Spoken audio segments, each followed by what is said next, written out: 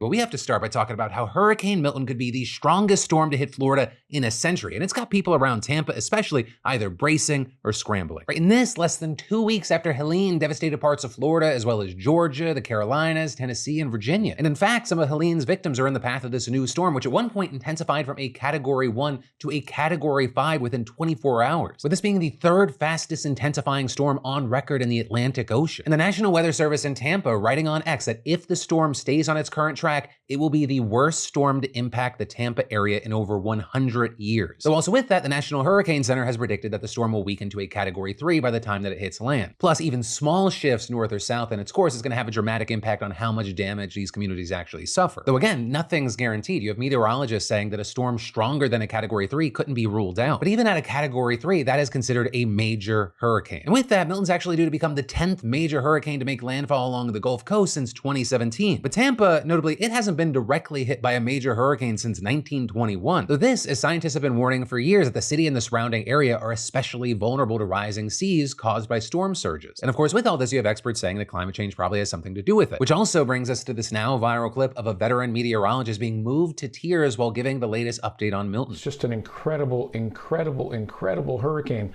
It has dropped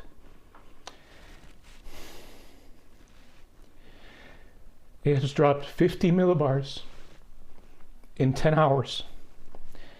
I apologize. This is just horrific. With him then going on to emphasize the role of climate change and later posting on X, extreme weather driven by global warming has changed me. And going on to say, frankly, you should be shaken too and demand climate action now. But of course, in the meantime, the focus is on what can be done immediately, which if you're my dad is not answering my calls, and then when you do answer my call, declining my offer to fly out of the state earlier in the week. Because why take advantage of a resource you have when you can hunker down and face the first hurricane to hit Tampa since 1921? Or what many other Floridians are doing is partaking in the state's largest evacuation effort in years. Or with Governor Ron DeSantis issuing a state of emergency for 51 counties with more than 1 million people being told to flee. And with that, you also had the city's mayor issuing this shocking statement on CNN Monday. This is literally catastrophic. And I can say without any dramatization whatsoever, if you choose to stay in one of those evacuation areas, you're going to die. And so with all this, the evacuation has also led to massive traffic jams and gas shortages, which is definitely something to keep an eye on, but also you have experts saying it might also be a good thing. With, for example, a FEMA spokesperson telling the BBC that he is encouraged by the amount of evacuation that's going on right now. But of course, there are still a lot of concerns about dealing with Milton, especially as Florida has been one of the states most at odds with the federal government when it comes to dealing with Helene. Right, DeSantis has reportedly spoken to Biden about hurricanes Helene and Milton, but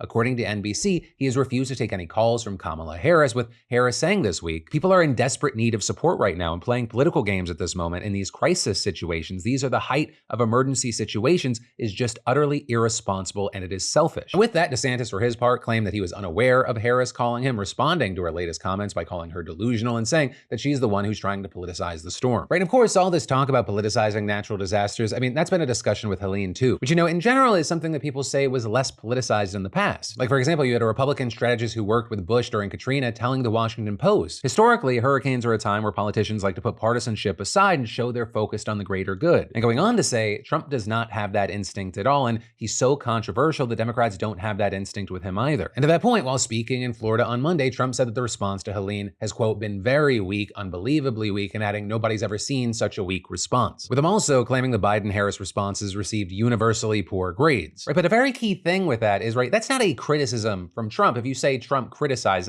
that's not accurate. What he's doing there is he's just lying, right? And understand, I'm not saying the Biden-Harris response is above criticism, but notably, contrary to Trump's statement, some Republican governors have praised the administration for its response. Right, the South Carolina governor, for example, said federal assistance had been superb. The Virginia governor said he was appreciative of the rapid response and the cooperation from FEMA, with him specifically thanking Biden and other officials. In fact, Donald Trump kept lying so much about the Biden-Harris response that Laura Ingraham had to fact-check him last night. And yet they're offering people $750 for immediate needs. For the worst, but for the worst hurricane that anybody's seen. But she shouldn't be there anyway. She should be, I would say, North Carolina is bad, is so bad.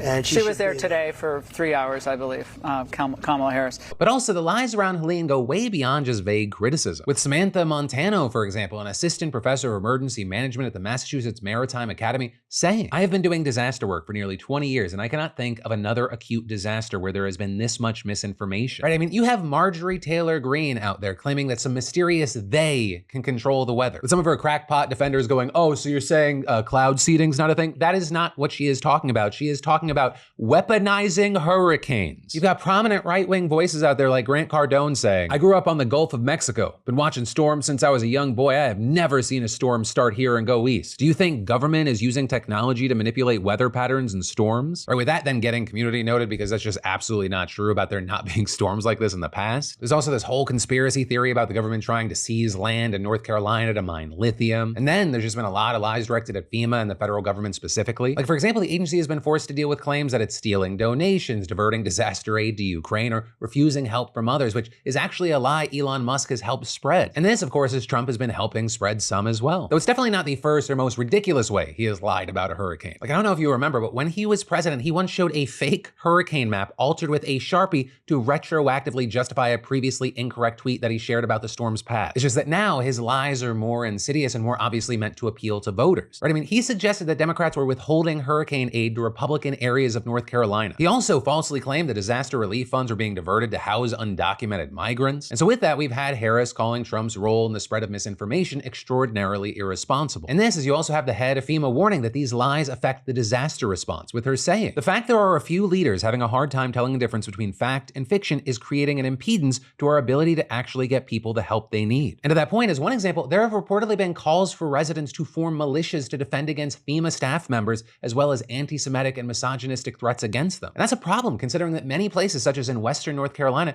they're still without a water supply, electricity, navigable roads, or vital supplies. And as we've seen in places like Springfield, Ohio, for example, when the lies start affecting their own communities, many Republicans themselves are trying to set the record straight. Like this one Republican mayor in Tennessee, for example, dispelled the rumor that government agencies were confiscating supplies, writing, "Please quit spreading those rumors as they are counterproductive to response efforts." And to North Carolina, one Republican state representative pleaded on Facebook, identifying some of the conspiracy theories and saying, "Please help stop this junk." And so unfortunately, where I'll end this today is, we have another major storm about to hit. And there's little reason to think that we're not going to see the same types of lies continuing to spread. And ultimately, it's literally people's lives that are being put at risk because of all this.